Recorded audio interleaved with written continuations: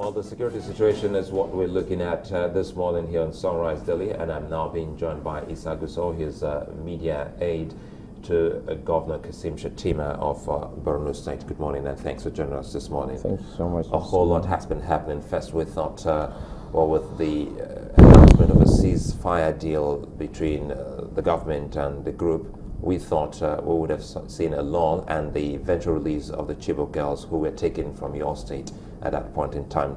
Bring us up to speed. The ceasefire agreement and the Chibok girls is 206 days now since they've been taken, and we haven't actually heard any word. Well, first of all, thank you so much for the wonderful opportunity. It's always good to be on Sunrise. The fact of the matter is that the governor of Borno State was not part of the whole ceasefire issue. This I must say. And even though he was not part of it, it's something that every reasonable Nigerian had, welcomed with open arms, because we were in the catch-22 situation. We found ourselves in a situation where everybody was looking for an alternative to Boko Haram. The governor himself had made several attempts, in the past. You might recall that in 2012, a newspaper reported that Governor Shettima had met with some 11 commanders of the Boko Haram, with representatives of security agencies in place. They had some discussions. The whole essence was to look for a way that there could be a peaceful resolution of this crisis. Did that truly happen? Well, I don't want to go into that. The paper reported it, and the Boko Haram has not come out to say it didn't happen. So I want to go with the newspaper report. The Boko Haram, or your government has not come to say that it happened? No, usually when a group claims that when the media reports that any government official meets with certain members of the Boko Haram, the Boko Haram is always quick to come out and say that, look, there was no negotiation with us. You get the point I'm trying to make. That has been the trend. If you have been following the Boko Haram trends from 2009 till date, that didn't happen. So that gives some sort of credibility. So that is the Boko Haram perspective, but seeking confirmation from government's perspective. Have you been meeting with militants? No, issues like this, the government always tries not to talk about it, and it is done for very strategic reasons, because people have various diverse opinions about this issue. There are those of us in Maiduguri. As far as we are concerned, we need anything other than Boko Haram. To somebody else, he might have some reservations when he learns that the government is negotiating with this group. For a government to go as far as negotiating with Boko Haram, I think it must be an extreme case. So in most cases, you hardly find governments all over the world coming out to say that, yes, we did have any kind of negotiation with the Boko Haram. But the most important thing is that we're all happy. The governor was very happy that that move was made, as it was announced, by the media. All of a sudden, we are where we are. It turned out that the federal government did confirm yesterday that there was no deal of a ceasefire. We wish that we'll have an end to the Boko Haram crisis because of so many reasons. The continued occupation of lands, the killings, the Chibok incidents. It's a very pathetic situation. Is this whole scenario being orchestrated? Do you think it's being orchestrated? When that meeting was held in Chad, we heard from the federal government, representatives of the federal government, talking about the fact that there was a ceasefire. The chief of defense staff said there was a ceasefire. And they said again yesterday that there was no deal. Is it that the deal is now being cancelled by the activities of the Boko Haram side? Well, I wouldn't know. The Borno State government, like I said, was not a party to the deal in Chad, if there was any. If you don't mind my coming here, let's go back to the deal that the Borno State government supposedly had with the Boko Haram sect, as you said. What happened to that deal?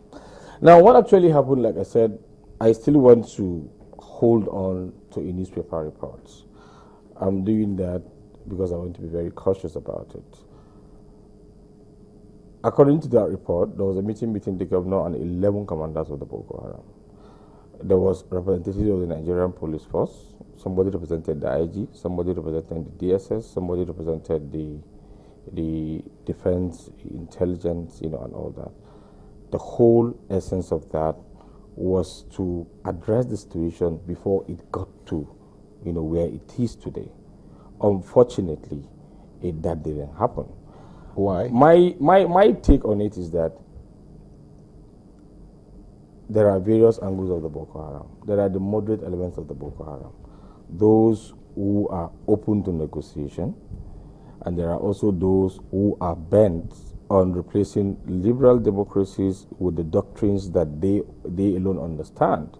And unfortunately, the nihilists appear to be the ones in control of the violent aspect of the Boko Haram. I think that is where we are having a lot of problems. Most times when you negotiate with those who are willing to down tool, you probably find a situation where others come in. And then the Boko Haram, in my opinion, as someone who has covered the activity, I think there are splinter groups. It's like they don't have a chain of command now. It appears that a lot of these groups just carry out attacks regardless of whatever is being discussed with a particular kind of leadership. There might be a lot of factions in the Boko Haram. That's the way I am. That is what we have. It becomes so difficult for us to have a concrete discussion with any particular group. We just showed you a video of displaced persons in Adamawa State. And even in your state, we have loads of displaced persons leaving us to ask the question what the government is doing concerning these displaced people. We'll come back to the Chibok issue, but displaced persons, a lot of people are complaining that they are left to feel the pain all by themselves. Well, that is not the case in Borno State. Channels has a reporter there in Yobe. Gopepi covers Borno. You can give him an assignment. We have well-organized internally displaced camps in Maiduguri. We used to have one in Gombe. The deputy governor of the state was in Yola. He left Yola only yesterday over this movie incident. Soon as we got the information that Boko Haram laid siege of Mubi and some part of that, because Borno shares common border with Adamawa, the governor directed the deputy governor to move into Yola so that we could create a camp in Yola for Borno citizens who might have been affected by that. The deputy governor, I was made to understand, was on his way last night to Abuja. I don't know how much he has achieved there, but if you go back to, there were some reports yesterday which indicated that the governor met with the deputy governor met with the governor of Adamawa State, and Borno State government is up and doing. In Borno State, in Maiduguri, for instance, we have up to 7 internally displaced camps. Everything that you can think about is there. We have a well-functional committee that is there to provide food, medication, shelter. We have mobile clinics, we have station clinics in all the internally displaced camps. But of course, we all know that there is nothing you can do that can make up for somebody who has lost a home. It's a very unfortunate situation. Like Governor Kashim Shettima was saying, when a committee of this victim relief fund met with him 2 days ago in Maiduguri, about 8 local government areas are actually, affected badly, in Borno State. Well, the camp is in Maiduguri. Yeah. And you also have another one in Gombe. Yeah. It would seem that Maiduguri is relatively peaceful. Yeah, Maiduguri is peaceful. But the way it is going on now, we have so many other communities that have been attacked by the insurgents. And you say your government is doing pretty well. What is your government and even the military in collaboration with your government doing to forestall the insurgents? Because if there's nothing in place, Maiduguri might just be the next place. Well, if you recall, 2 months ago, there was heightened fear that Maiduguri was going to come under attack. The governor was out of the country at that time. He was on his way to meet some students, female students, under the scholarship of the state government, in Sudan. The governor cut short that trip and relocated to Maiduguri. Some of us who were really close to him were actually really afraid.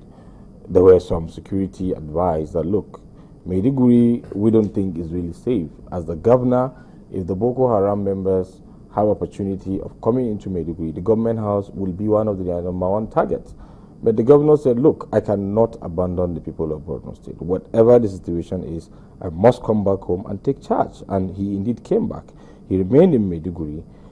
See, he didn't leave Maiduguri until after a month, when largely that fear was no longer there. As I speak with you, he's still back in Maiduguri, and he's doing everything he can, supporting the Nigerian armed forces. The Borno State government has spent over 15 billion naira providing all sorts of equipment to the Nigerian security agencies, armored vehicles, patrol vehicles, daily fuel, everything that you can think about, logistics. But this, this wouldn't mean anything to the average Nigerian if we don't get to hear something good about the Chibok girls. Well, I think the Chibok girls are very important, but let us not also forget that people are dying. People are dying. Chibok girls are very crucial. They are very important. The government, like I've always said, the governor is very much concerned about the safety of the Chibok girls. But let us also know that a lot of other Nigerians are being killed daily in an unfortunate attack. We have a robust community-based intelligence group. The governor has been able to inspire thousands of youths into what we now call the Civilian JTF. The state government recruited these youths, got them trained, got them kitted, provided them with patrol vehicles, and the state government pays them the allowances. Are they still functional? They are still functional. The state government pays them allowances, and we keep recruiting them every day. So it's a very big burden on the shoulders of Borno State government.